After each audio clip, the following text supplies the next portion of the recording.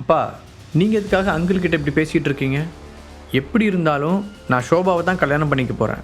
Please தயவு செஞ்சு அதை கெடுத்து விட்டுறாதீங்க என்று பாவமாக கேட்டான். இல்லைடா, நான் எதுவும் சொல்லலை, சும்மா என்று சிவபாலன் ஏதோ மறுத்து பேச முயல கை உயர்த்தி அதை தடுத்த மணிவேல், என்கிட்ட அந்த மாதிரி கேள்வி கேட்க உனக்கு என்ன ரைட்ஸ் இருக்குது? என் தத்து பையனோட பேக்ரவுண்டை பற்றி நான் எதுக்காக உங்ககிட்ட சொல்லணும் என கடுகடுப்புடன் பேச அது சிவபாலனின் மனதை காயப்படுத்தியது. அந்த டேபிளில் இருந்த மற்றவர்களுக்கோ இதற்கு என்ன ரியாக்ஷன் செய்வதென்று தெரியவில்லை. தன்னால் தான் இந்த பிரச்சனை என்பதை புரிந்து கொண்ட ஹரிஷ் எதுவும் பேசாமல் அமைதியாக உட்கார்ந்திருந்தான். மணிவேலும் சிவபாலனும் கோபத்துடன் ஒருவரை ஒருவர் வெட்டுவது போல பார்த்து கொண்டிருக்க திடீரென அந்த இடத்தில் எழுந்த கூச்சல் எல்லோருடைய கவனத்தையும் ஈர்த்தது. அவர்கள் வேகமாக திரும்பி பார்க்க மாடிப்படிகளில் இருந்து அந்த வயதான மனிதர் கம்பீரமாக இறங்கி வந்து கொண்டிருந்தார். அந்த வயதிலும் கையில் ஸ்டிக் கூட இல்லாமல் அலட்சியமாக நடந்து வந்த அவரை பார்த்து எல்லோரும் ஆச்சரியத்துடன் கண்களை விரித்தனர். இவர் ரொம்ப உடம்பு சரியில்லாமல் இருந்ததாக தானே கேள்விப்பட்டேன், இப்போ பார்த்தா அதுக்கான அடையாளமே இல்லாமல் ரொம்ப நல்லா இருக்காரு என்று அவர்கள் ஆச்சரியத்துடன் ஒருவருக்கொருவர் பேசிக்கொண்டனர். ஒரு சிலருக்கு இது சந்தேகத்தையும் ஏற்படுத்தியது. உங்களை இப்படி பார்த்ததில் எங்களுக்கு ரொம்ப சந்தோஷம் சார் என்று ஒருவர் தொடங்கி வைக்க எல்லோரும் அதையே சொன்னார்கள். ஒரு சிரிப்புடன் ஹாலின் நடுவில் வந்து நின்ற அவர், உங்கள் எல்லாரோட ஆதரவுக்கும் ரொம்ப நன்றி என சொல்லி கொண்டிருக்கும் போதே திடீரென அவருடைய முகத்தில் ஒரு வினோதமான ரியாக்ஷன் வந்தது. அது ஆச்சரியமாக மாறி பின் அதிர்ச்சியாக உறைந்தது. கணபதியின் மகன் பாலாவும் பேரன் ஜெயந்தும் அவரின் பார்வையை பின்பற்றி தங்களுடைய கவனத்தை திருப்ப அவர்களுக்கு தங்கள் கண்களையே நம்ப முடியவில்லை. சிவபாலன் மற்றும் மணிவேலின் குடும்பங்கள் உள்ளே வந்தபோது ஹரிஷ் அவர்களுக்கு பின்னால் கடைசியில் இருந்தான். அதனால் அந்த பக்கம் வந்தவர்களிடம் பேசிக்கொண்டிருந்த ஜெயந்த் அவனை கவனிக்கவில்லை. ஆனால் இப்போது அவர்கள் மூவரும் ஹரிஷை அடையாளம் கண்டு கொண்டார்கள். குறிப்பாக கணபதி நம்பியார் அவனை பார்த்து உற்சாகத்தில் நடுங்கவே ஆரம்பித்து விட்டார். கணபதி திடீரென பேச்சை நிறுத்திவிட்டு ஏதோ ஒரு பக்கத்தை வெறிப்பதை பார்த்து எல்லோருடைய பார்வையும் ஹரிஷின் பக்கம் திரும்பியது. இங்கே என்ன நடக்குது? எதுக்காக அவங்க 3 பேரும் அந்த பையனை அப்படி பார்க்குறாங்க? ஒருவேளை அவன் அவங்களோட எதிரியாக இருப்பானோ என்று அவர்கள் மீண்டும் தங்களுக்குள் கிசுகிசுக்க தொடங்கினார்கள். அந்த பையன் மணிவேல் குடும்பத்தோடு தானே வந்தான், ரொம்ப நேரமாக அந்த வீட்டு பொண்ணோட சிரித்து பேசிட்டு வேற இருந்தான். அவர்களில் ஒருவன் பொறாமையோடு கூறினான், ஒருவேளை அவன் மட்டும் கணபதி நம்பியாரோட எதிரியாக இருந்தா அதுக்கப்புறம் இந்த வாழ்க்கை அவனுக்கு நரகமாக தான் இருக்கும். முதலில் பேசியவன் ஒரு மாதிரி குரலில் சொன்னான், எப்படியோ இன்னைக்கு இந்த பர்த்டே பார்ட்டி ரொம்ப இன்ட்ரெஸ்டாக தான் இருக்கும் போல என அவர்களில் ஒரு சிலர் நினைத்து கொண்டார்கள். மணிவேலும் யமுனாவும் முகத்தை சுழித்தபடி ஒருவரை ஒருவர் பார்த்து கொண்டனர். கணபதி குடும்பம் ஏன் இப்படி நடந்து கொள்கிறார்கள் என்று அவர்களுக்கு புரியவில்லை. ஹரிஷ் எப்போவாவது அவங்க ஃபேமிலியை டிஸ்டர்ப் பண்ணியிருப்பானோ என்ற எண்ணம் அவர்கள் மனதிலும் தோன்றியது. ஹரிஷ் ரொம்ப நாட்களாகவே சென்னையில் தான் இருந்து வருகிறான். அதற்கு முன்பு நியூயார்க்கில் வாழ்ந்து வந்தான். இதில் சம்பந்தமே இல்லாத கணபதி குடும்பத்தை எப்படி அவன் புண்படுத்தி இருக்க முடியும் என்று அவர்களுக்கு புரியவில்லை. சிவபாலன் இப்போது ஹரிஷையும் மணிவேலையும் மாறி மாறி பார்த்தார். நண்பனின் முகத்தில் தெரிந்த குழப்பத்தை பார்த்ததும் அவருடைய உதட்டோரத்தில் ஒரு சிரிப்பு தோன்றியது.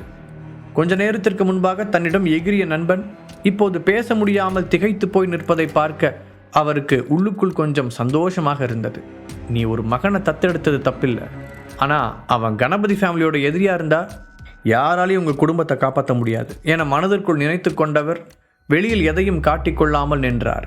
ஏற்கனவே ஹரிஷை கண்டாலே வெறுப்பை காட்டும் கிருபாவோ, இந்த ராஸ்கல் என்ன பண்ணி தொலைச்சானே தெரியல, எதுக்காக அவங்க எல்லாரும் இவனை இப்படி பார்க்குறாங்க, ஏதாவது மோசமான விஷயத்தை தான் பண்ணியிருப்பான்னு நினைக்கிறேன், இதுக்கு தான் இவனை நம்ப வேண்டான்னு அப்போவே அப்பா கிட்ட படித்து சொன்னேன், யார் நம்ம பேச்சை கேட்குறாங்க என்று ஹரிஷை திட்டினாள். ஒரு சில நிமிடங்களில் இவர்கள் எல்லோரும் இப்படி ஆளுக்கு ஒன்றாய் கற்பனை செய்திருக்க கணபதி ஃபேமிலியைச் சேர்ந்த 3 பேரும் வேகமாக ஹரிஷின் அருகே வந்து அவனை பணிவுடன் வரவேற்றார்கள். ஹரிஷ், இன்னைக்கு நைட் நீங்கள் வருவேன்னு நான் எதிர்பார்க்கவே இல்லை, பாலா ஆச்சரியத்துடன் கூறினார். கணபதியும் அவனை பாசத்தோடு பார்க்க கடந்த முறை வந்தபோது அவனுடன் சண்டை போட்டு அவமானப்படுத்திய ஜெயந்த் கூட இப்போது சந்தோஷமாக காணப்பட்டான். ஹரிஷ் அவனுடைய தாத்தாவை காப்பாற்றி கொடுத்ததால் தான் அவர்களுடைய குடும்பம் மீண்டும் பழைய நிலைமைக்கு வந்தது.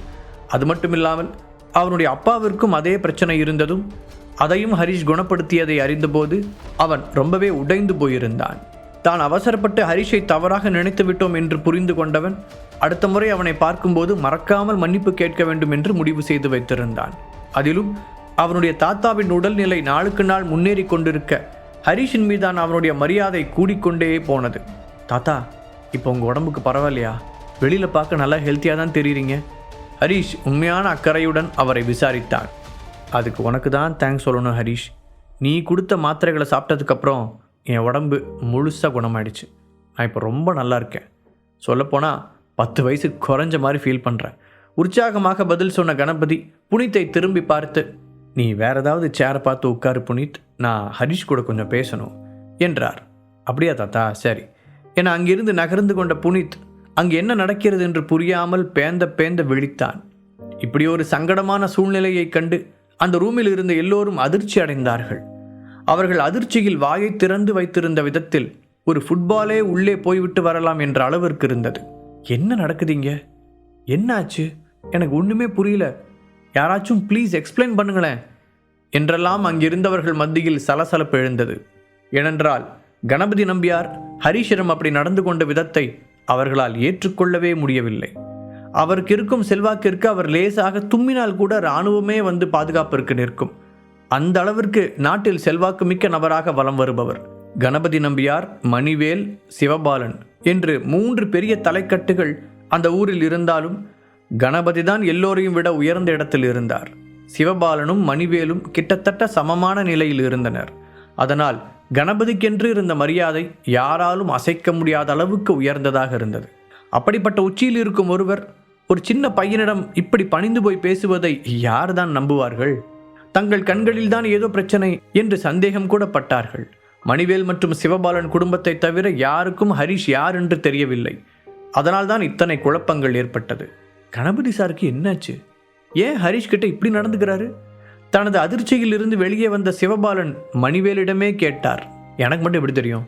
நானும் உன் கூட தான் இருக்கேன். இரு கேட்கலாம். கொஞ்ச நேரத்திற்கு முன்பாக சண்டை கட்டியதை மறந்துவிட்டு தன் நண்பனிடம் சகஜமாக பேசிய மணிவேல், உங்களுக்கு ஹரீஷை முன்னாடியே தெரியுமா என்று திரும்பி பாலாவிடம் கேட்டார். ஹரீஷ் எங்களுக்கு நல்லா தெரியறது மட்டும் இல்லை, ஒரு வகையில் அவர் எங்களுக்கு ஒரு ஏஞ்சல் மாதிரி. எங்கள் குடும்பம் அழிஞ்சு போகாமல் காப்பாற்றின பெருமை அவருக்கு தான் சேரும். பாலாவை முந்திக்கொண்டு கணபதி பதில் சொல்ல, ஹரீஷை அவர் இவ்வளவு மரியாதையாக பேசுவதை கேட்டு சுற்றியுள்ளவர்கள் இன்னும் குழப்பமடைந்தார்கள். அவர்கள் ஒவ்வொருவரும் ஹரீஷ் யாராக இருக்கும் என்று கண்டுபிடிக்க முயற்சி செய்தார்கள். இந்த பையன் யாரா இருக்கும்? ஒருவேளை ரொம்ப பெரிய குடும்பத்தில் பிறந்தவனா இருக்குமோ? ஆளனமோ லட்சணமா கம்பீரமாக தான் இருக்கான், ஆனால் பார்க்க ரொம்ப சிம்பிளாக தான் தெரிகிறான். மீண்டும் அவர்கள் தங்களுக்குள் முணுமுணுக்க, ஹரீஷ் தனக்கும் இதற்கும் சம்பந்தமே இல்லை என்பது போல இயல்பாக உட்கார்ந்திருந்தான். இப்போதெல்லாம் இது போன்ற ஆச்சரியங்கள் அவனுக்கு பழகி போய்விட்டது. அவன் தனக்குள் சிரித்து கொண்டான். அவர்கள் எத்தனை கேட்டாலும் அவன்தான் மாத்திரை தயாரித்து கொடுத்து அவர்கள் உயிரை காப்பாற்றினான் என்ற உண்மையை கணபதி ஃபேமிலி வெளியில் சொல்ல மாட்டார்கள். ஏனென்றால் அதை பற்றி யாரிடமும் சொல்லக்கூடாது என்று ஹரீஷ் முன்பே கூறியிருந்தான். ஆனால் பெரிய இடத்து விவகாரங்கள் ஈஸியாக பரவிவிடும் என்பதால் யாரோ ஒரு நிபுணர் வந்து ஹெர்பல் டேப்லெட் தயாரித்து கொடுத்து கணபதியின் உயிரை காப்பாற்றி விட்டார் என்ற செய்தி காற்று வாக்கில் எல்லா திசைகளிலும் பரவியிருந்தது. இயல்பாகவே புத்திசாலிகளாக இருந்த மணிவேல் மற்றும் சிவபாலனின் குடும்பத்தினர் புருவத்தை சுருக்கி யோசித்தனர். பார்ப்பதற்கு விளையாட்டுத்தனமாக தெரியும் புனித் தான் இதுதான் உண்மையாக இருக்கும் என்று முதலில் யூகித்தான். ஹரீஷின் ஹெர்பல் மெடிசின் தயாரிக்கும் திறமையை நேரில் பார்த்தவன் என்பதால் அவனால் எளிதாக கண்டுபிடிக்க முடிந்தது. இருந்தாலும் அதை நினைத்து பார்க்கும்போது அவனுடைய இதயம் அதிர்ச்சியில் குலுங்கியது. அப்படிப்பட்ட ஒருவனிடம்தான் தான் வம்பிழுத்து போட்டி போட்டிருக்கிறோம் என்று நினைக்கும் போது அவனுக்கே தன்னை நினைத்து அவமானமாக இருந்தது. பாலா சொன்னதை பற்றி யோசித்த மணிவேலும் யமுனாவும் இப்போது கண்கள் விரிய ஹரீஷை பார்த்தனர். அவர்களெல்லாம் கேட்க தயங்கிய விஷயத்தை சிவபாலன் நேரடியாக கேட்டார். என்னோட கெஸ்ஸிங் சரியா இருந்தா இந்த ஹரீஷ் தான் உங்களுக்கு மாத்திரைகளை தயாரித்து கொடுத்து உங்க உயிரை காப்பாற்றிருக்கணும், கரெக்டா? சிவபாலன் தயக்கமின்றி கேட்க இப்போது பாலா ஆச்சரியத்துடன் அவரை பார்த்தார். இதை பற்றி உங்களுக்கு முன்னாடியே தெரியுமா என்று அவர் திகைப்புடன் கேட்க, இல்லை தெரியாது, உண்மையை சொல்லணும்னா நான் கேள்விப்பட்ட சில விஷயங்களை வச்சு கெஸ் பண்ணேன், அவ்வளோதான் என்று எப்போதும் போல வெளிப்படையாக பேசினார் அவர். சரி, இனி மறைக்கிறதுக்கு ஒன்றும் இல்லை. ஆமாம், ஹரீஷ் தான் எங்களுக்கு மருந்து தயாரித்து கொடுத்தாரு. அவரால் தான் நாங்கள் இன்றைக்கி உயிர் வாழ்கிறோம். ஆனால் இந்த விஷயம் வெளியில் தெரியாமல் பார்த்துக்க சொல்லி அவர் என்கிட்ட கேட்டுக்கிட்டாரு. அதனால தான் அவர் பேரை வெளியே சொல்லாமல் சீக்கிரட்டாக வச்சுருந்தோம். ஆனால் இந்த நியூஸ் எங்களையும் மீறி எப்படியோ பரவிடுச்சு. அதுக்காக எங்களை மன்னிச்சுக்கோ ஹரீஷ். பாலா அவரிடம் சாரி கேட்க, அச்சோ சார், எதுக்காக பெரிய வார்த்தைலாம் பேசிகிட்டு இருக்கீங்க? என்னால் உங்கள் சிச்சுவேஷனை புரிஞ்சிக்க முடியுது. இந்த விஷயம் வெளியில் வந்தால் தேவையில்லாமல் எல்லாருடைய பார்வையும் என் மேலே விழும். தப்பான நோக்கத்தோடு இருக்கிறவங்க என்னை டிஸ்டர்ப் பண்ண ட்ரை பண்ணுவாங்கன்னு தான் நான் வெளியே சொல்ல வேண்டான்னு சொன்னேன். மற்றபடி இதனால் எனக்கு வேறு எந்த பிரச்சனையும் இல்லை. ஃப்ரீயாக விடுங்க. என்று பெருந்தன்மையாக கூறினான் ஹரிஷ். அதே நேரத்தில் மணிவேல் மனதிலோ ஏராளமான எண்ணங்கள் தோன்றிக் கொண்டிருந்தது. நான் நினச்ச மாதிரியே ஹரிஷ் கிட்ட ஏதோ ஒரு ஸ்பெஷல் இருக்குது. இல்லாட்டி கணபதி சாரே இவ்வளோ மரியாதையாக அவனை நடத்த மாட்டார்.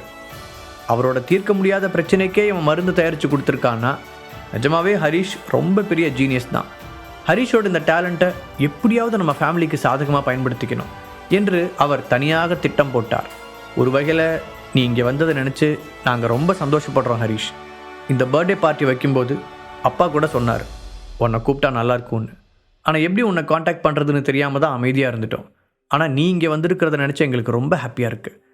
தனது நன்றி உணர்ச்சியை கண்ட்ரோல் செய்ய முடியாமல் பாலா மீண்டும் அவனிடம் கூறினார். சார் போதும், நீங்கள் பேசுகிறத பார்த்தா எனக்கே ஒரு மாதிரி கூச்சமாக இருக்குது.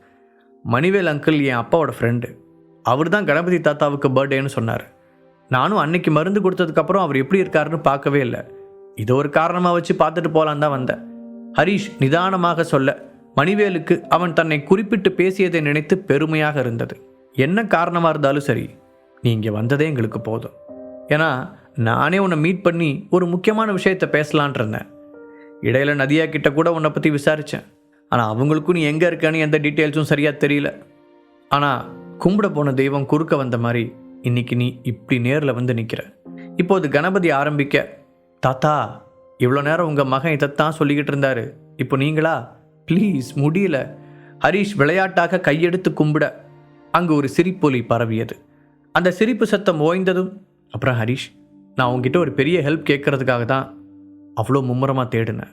கணபதி கொஞ்சம் தயக்கத்துடன் சொல்ல, அதை கேட்டு அந்த டேபிளில் இருந்த எல்லோருடைய பார்வையும் ஆச்சரியத்துடன் உயர்ந்தது. இதில் என்ன இருக்கு? உங்களுக்கு என்ன ஹெல்ப் வேணும்னு சொல்லுங்க, என்னால் முடிஞ்சா கண்டிப்பாக செய்கிறேன் என்று உறுதியளித்தான் ஹரிஷ். அதை கேட்டு கணபதி நிம்மதி பெருமூச்சு விட்டார். அவர் தன் அருகில் நின்றிருந்த பேரன் ஜெயந்தை பார்த்து செய்கை செய்ய அவன் தன்னுடைய சேரில் இருந்து எழுந்து ஹரிஷின் முன்னால் போய் ஒற்றை காலை மடக்கி மண்டி போடும் விதமாக அமர்ந்தான். தயவு செஞ்சு என்னை மன்னிச்சிருங்க. நான் உங்ககிட்ட ரொம்பவும் மோசமாக நடந்துக்கிட்டேன். அதை பற்றி இப்போ நினச்சாலே எனக்கு ரொம்ப கஷ்டமாக இருக்குது. இன்னொரு தடவை அந்த மாதிரி நடக்காதுன்னு நான் உங்களுக்கு ப்ராமிஸ் பண்ணுறேன் என்று பணிவுடன் மன்னிப்பு கேட்டான். இவ்வளவு நேரம் எத்தனையோ அதிர்ச்சிகளை தாங்கிக் கொண்டிருந்த விருந்தினர்கள் இந்த முறை தாங்கள் பார்த்ததை நம்ப முடியாமல் நெஞ்சை பிடித்து கொண்டார்கள். ஜெயந்தின் குணம் என்ன என்பது அவர்களுக்கு நன்றாக தெரியும். அப்படிப்பட்ட திமிர் பிடித்தவன் இன்று ஹரிஷ் போன்ற ஒருவன் முன்னால் மண்டியிட்டு மன்னிப்பு கேட்பதை அவர்களால் ஏற்றுக்கொள்ளவே முடியவில்லை. இது என்ன அர்த்தம் தாத்தா? கேட்டபடி தனக்கு முன்னால் மண்டியிட்டு இருந்த ஜெயந்தை ஆழமாக பார்த்தான் ஹரிஷ். முழு கதையையும் கேட்டு மகிழ பாக்கெட் FM ஆப்பை டவுன்லோட் செய்யுங்கள். லிங்க் டிஸ்கிரிப்ஷனில் கொடுக்கப்பட்டுள்ளது.